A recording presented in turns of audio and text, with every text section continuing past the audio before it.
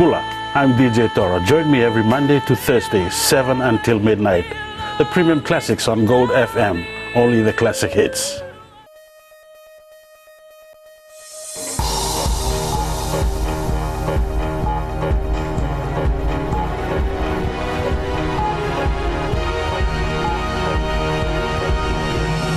Tonight, no arrest yet in supermarket robbery. 2 arrested over manhole theft for scrap metal. And loudspeakers, amplifiers and fancy lights all illegal, even for private vehicles.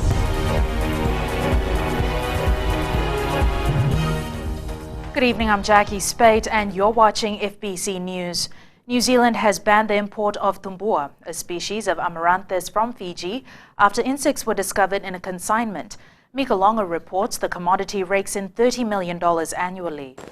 The ban on tumbua was relayed to Biosecurity Fiji after an insect called Thebes palmi was discovered. We received a letter from New Zealand MAF, dated 17th of last month, to raise their concern with regards to the interception relating to Modai or Choraya. Biosecurity Fiji is working with the Agriculture Ministry to get the export of tumbua up and running again. Our exporters are lack in the area of cleaning.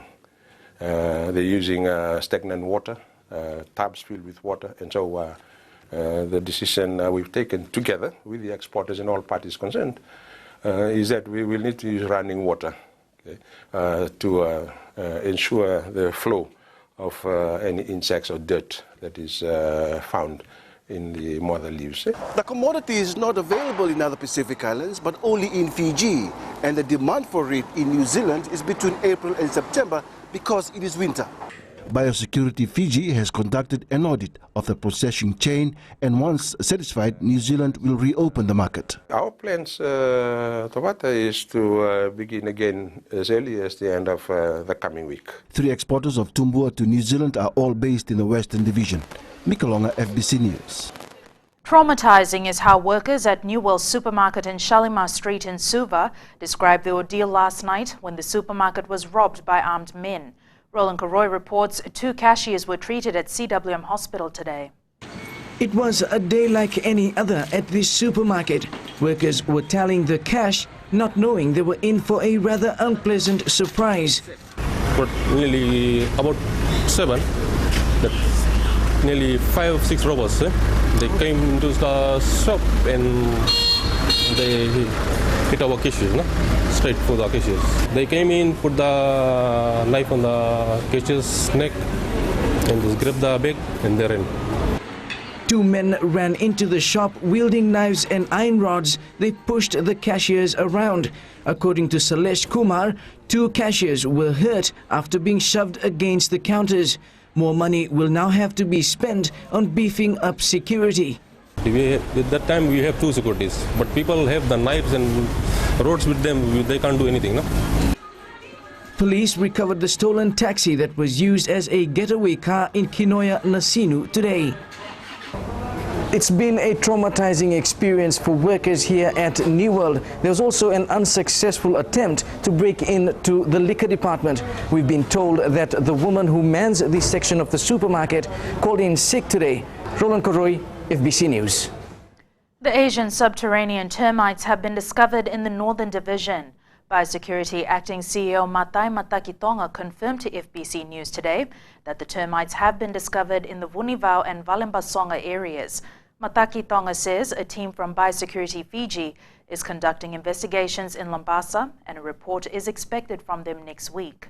To get into the Lambasa, they have to be transported across, and either by humans, either through the transportation of used infested building material from the Lautoka area, or through soil, transportation of soil, because they make their homes underground, in the soil. The Asian subterranean termites were first discovered in Lautoka and have mostly been eradicated. The termites caused extensive damage to timber in some homes. Electrical modifications to any motor vehicle are illegal and owners are now in for hefty fines. As a new operation is underway targeting public service vehicles, similar warnings have been issued for private cars. Ritika Pratap reports. Under the Land Transport Authority Act, car owners can't install big speakers, amplifiers and other electrical devices. All unlawful modification that should not be there according to the law should be removed, and those vehicles should be suspended or to defect order to be issued.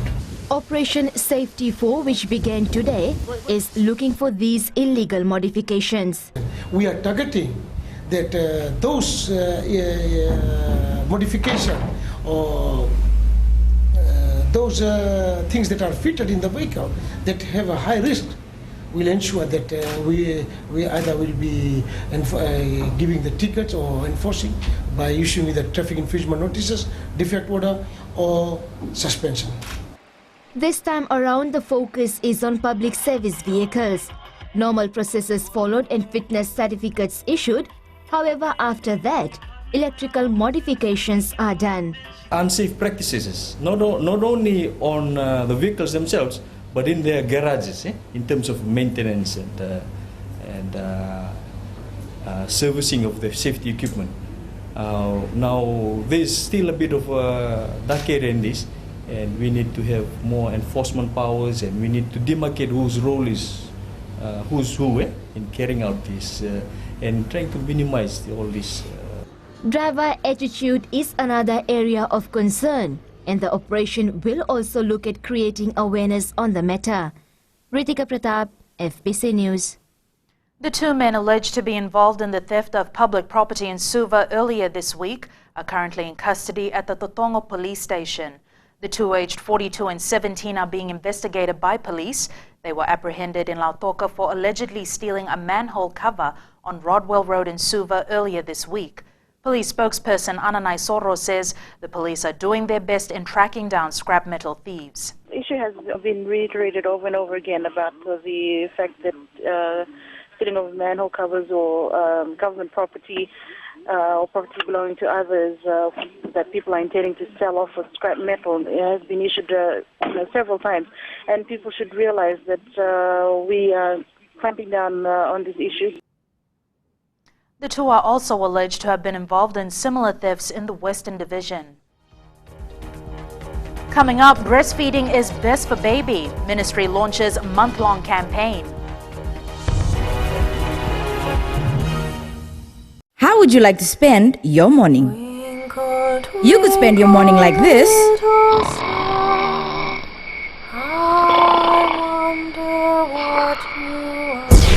Or you could spend it like this.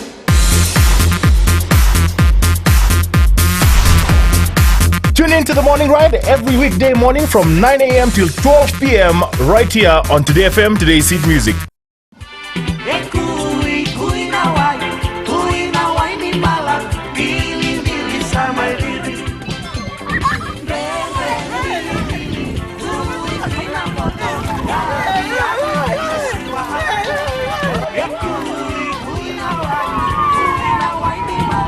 Nimbula, methangu nimilote na isaro tambua. Nama kia umina rua kina ona na via kavi moniti kina wakaraumuka. Rongo mena via sama kina via baka barota kini nreko malolo. Ena radio Fiji wana na wongani via niano. Ngai nama kia kina.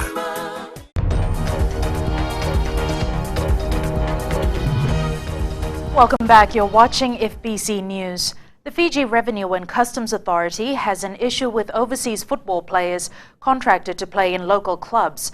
The authority has had instances where the districts and players weren't paying their dues to the government. Chanel Sivan reports. And Henry Uche arguing with 16 players were brought in by 6 teams for football matches and tournaments this year. Not all of them paid their taxes. In the past we found, because we have always been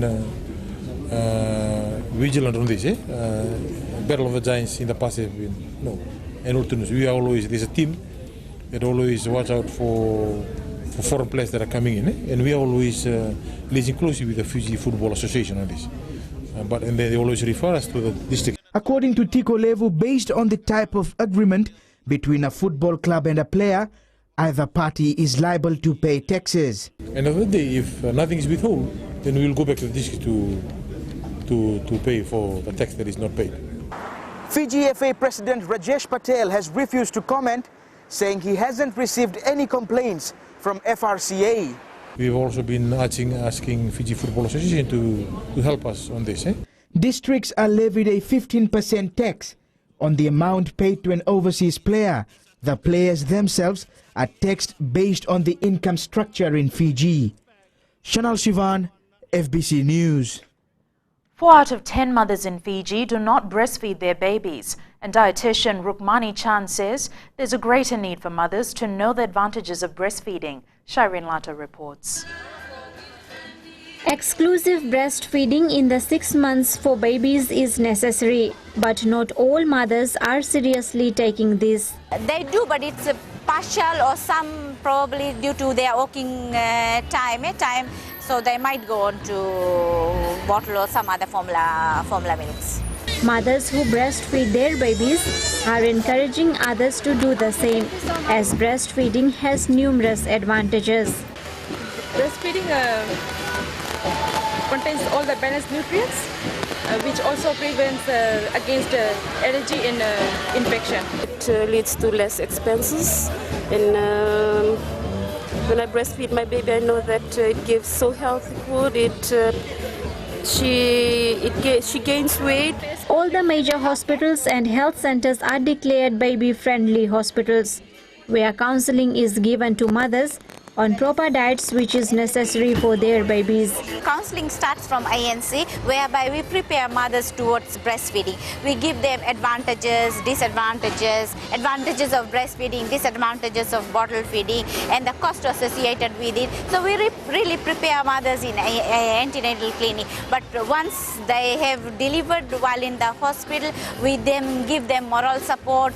Breastfed babies are less likely to have ear infections and diarrhea as infants, and less likely to be obese and have diabetes as adults.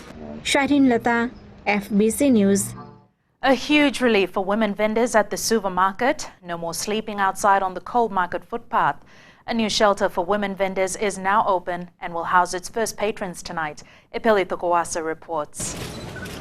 This new facility can accommodate for more than 100 women who travel long distances to sell their produce. Gone are the days of those cold, uncomfortable nights when, on one hand, we long for the warmth and comfort of clean accommodation. It's an effort by city fathers to make life easier for these women earning for their families. We have fulfilled our wishes, fulfilled our dreams, that we have built this accommodation for weekend vendors who are coming. And it was said that over the years they've been sleeping on the ground wet weather, during rainy weathers, hot weathers, and cold weather. But now we would like to see that they have a proper accommodation, which you can see standing next to them. Most vendors arrive here on Thursday afternoon to secure the best spot. It's a huge relief to us, the rural vendors, as we can witness today the opening of a shelter built for us. Before, we used to worry about the place to sleep.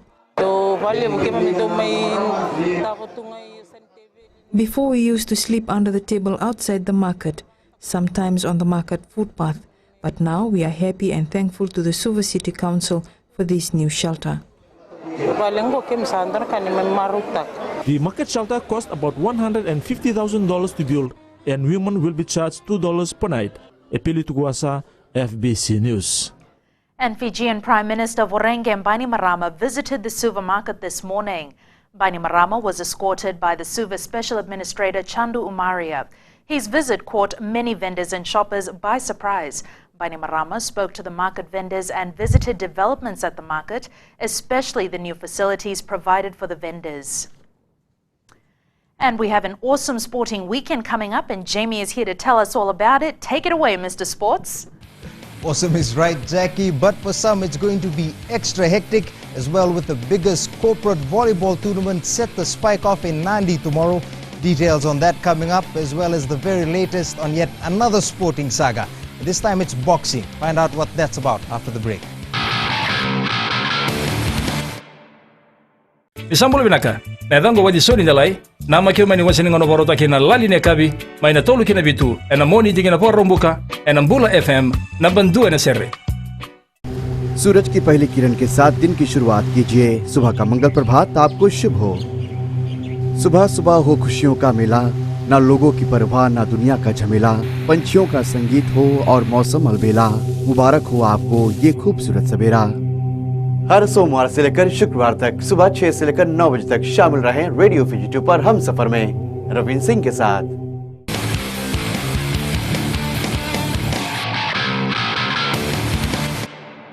Welcome back to FBC Sports. The Fiji Rugby Union Games Committee has chucked out Tailevu's protest against Namosi.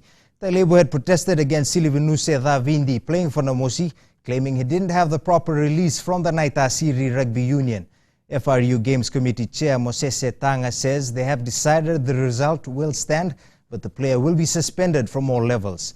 Tailevu Rugby Union President Micah Rainima says they have yet to hear from the FRU, and once they do, their lawyers will take the next course of action. Meanwhile, Tanga says Nandronga's third appeal against the deduction of points from its default match against Naitasiri in the first round has been rejected. The Fiji Boxing Commission wants all boxers and their so-called matchmakers to follow the rules laid down by the government under the boxing promulgation. The Commission is disappointed after 2 local boxers were scheduled to fight in Australia later in the month without their knowledge. Selvin Chand has more on this. Brothers Krishna and Krishnil Mudaliar have been lucky to get a fight in Australia. Their mistake, according to the Commission, is that all boxing matches, either local or abroad, has to be in accordance to the boxing promulgation. We encourage them to go. The only thing is that promulgation is very clear. If you are a Fiji citizen, you will need to get the clearance of Boxing Commission of Fiji to go and fight overseas. That's the only thing we need to clarify with them. The Commission will not stop the boxers from fighting, but want them to do everything by the books. So basically what we're doing is just to clean up the sport. We will not stop them from going overseas. We just need them to follow the proper channels so that our boxers learn now to always abide by the rules. The rules are there to be made.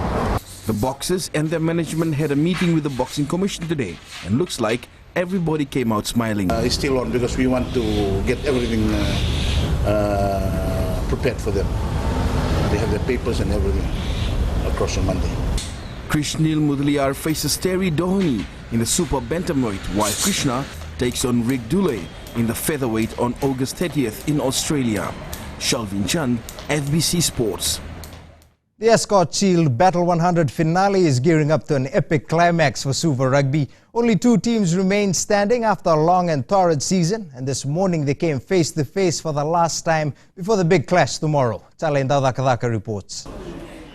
To the unsuspecting eye, it would seem that there was only one team present at the Escort Shield prayer breakfast at the Novotel Lamy Hotel this morning. Both teams, Freshet Navy and Police Blues, came clothed in the traditional sky blue colors of Suva Rugby and mingled with each other. But make no mistake, it will be full-on battle when the whistle blows in tomorrow's final. It will be depend on the discipline of the team. The team that give the most discipline in the field, we will take the seal tomorrow's game. The defending champions are confident that they can get one back at their counterparts after losing to Police in their earlier encounter. We are so confident, but it's a fun tomorrow, and it's gonna be a tough game, and so we are trying our best and strength to take the Escort Shield back to the Naval Base at Old Bay.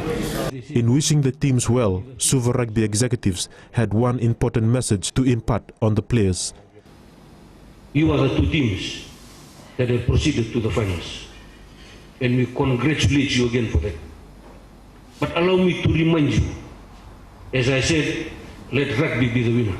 By this time tomorrow, another new name will be etched on this historic log of wood. Another new champion of Suva Rugby. Tsalendo Dakavaka, FBC Sports. This year's secondary school soccer IDC tournament is expected to be the biggest ever after Goodman Fielder stepped in to provide some financial muscle. All grades from the under 15 to the under 19 will have new champions this year as the defending champions failed to qualify. Teams want to be part of us, yet we cannot accommodate all of them. Some qualify directly, some by hook or crook. They look for means and ways to be with us. They want to be part of the Tuckers Ice Cream and Fiji Football Association Secondary School Soccer Championship. The tournament will be held from the 15th to the 18th of this month at Subriel Park in Lambasa. And as mentioned earlier, Nandi is set and ready to go as host of Fiji's biggest volleyball festival tomorrow.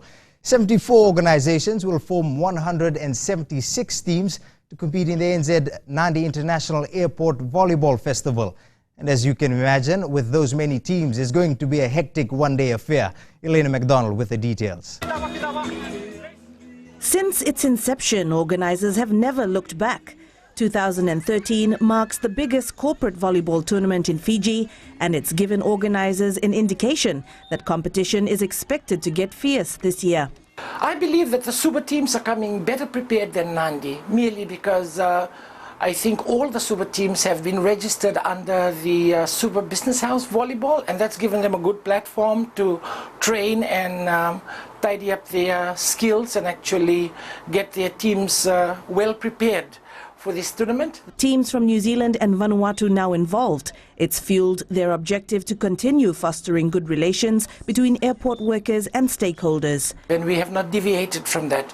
Besides the lucrative prizes that we have on offer for the winning teams, we've actually shifted our focus on increasing cash prizes and incentivizing team building activities within the one-day meet.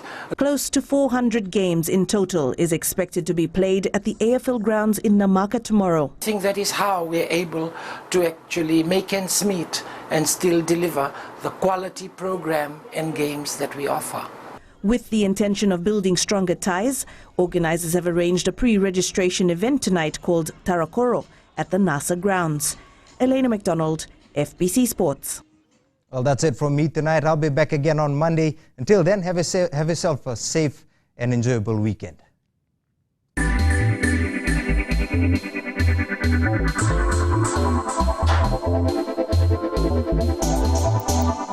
Pacific Sun's decision to lease an aircraft and not buy one was based on the unavailability of new ATR-72 planes over the next 2 years.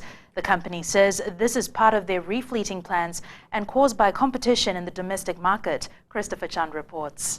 Pacific Sun announced last week it will be leasing the ATR-72 aircraft for 12 years. We did not have any slots available for us to buy an aircraft at this stage, so we moved to the best next option, which was to lease one. And we found a really good lease available to us, and we took that option. The arrival of the new plane symbolizes the steady growth of the airline, with the company recording another profit year. It's come a long way from 3 years back, when more than 80 employees were made redundant. You know, redundancy came at a cost at that time, but you know, at the end of the day, we've actually grown from there too. So it's been pretty much a win-win for everyone, and it's also allowed Pacific Sun to remain in business, which is the most important thing. Voss says getting the new aircraft is not in light of the delayed arrival of Inter-Island Airways later this year. Pacific Sun has competition right now. We've got a number of airlines that operate on the routes that we do. So competition is not new. We have our own strategies. We're looking at how Pacific Sun can expand. Pacific Sun will go with a 68-seater plane for the new ATR-72 and will for the first time introduce 4 new business class seats on its flights. The new aircraft will arrive in April next year. Christopher Chand, FBC News.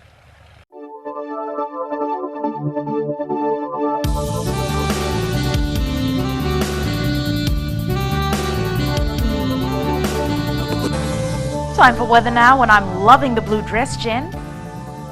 Thanks, Jackie. I could say the same for you. Guess we're both feeling quite patriotic today. On to weather. It was basically fine throughout, just a few showers in some of the major centers. Suva enjoyed sunshine in the morning before a downpour after lunch. It was vice versa for Nandi and Lautoka. Let's take a look at temperatures. The highest was 32 in Lambasa, followed closely by Lautoka and Ba on 31. Savu have the lowest on 28 degrees. Now, if you're thinking of heading into town for a bit of shopping tomorrow, take an umbrella with you. The forecast looks promising, but you never know. West to southwest winds are at 10 to 15 knots, predominantly becoming southerly at 10 to 15 knots tomorrow. Krishnil Mishra, thank you very much for taking this photo on Mana Island. Simply stunning. Well, that's another short and sweet report from me. Have a relaxing weekend. Until the next photo, stay safe and stay smiling. Thanks so much for that, Genevieve. The headlines once again. Police are still on the hunt for a group of men who robbed the New World supermarket in Shalimar Street, Suva, last night. New Zealand banned the export of tumbua or motha, and all vehicle owners warned against illegal vehicle modifications. This week's poll question, and we ask, is it still relevant for Fiji to be part of the Pacific Island Forum? Visit our FBC website www.fbc.com.fj to take part. Remember to send us newsworthy pictures and videos. Email citizenseyes@fbc.com.fj. That's your news tonight. I'll see you again on Monday. Have a safe and enjoyable weekend. Moda Mata.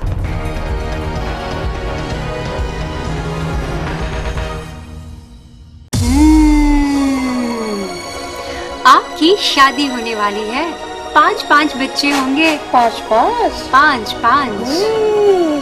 हाय, मैं हूँ आपकी सहेली रेनू। सुनते रहिए मिर्च FM. मैं हूँ ना 9 से 12 बजे तक।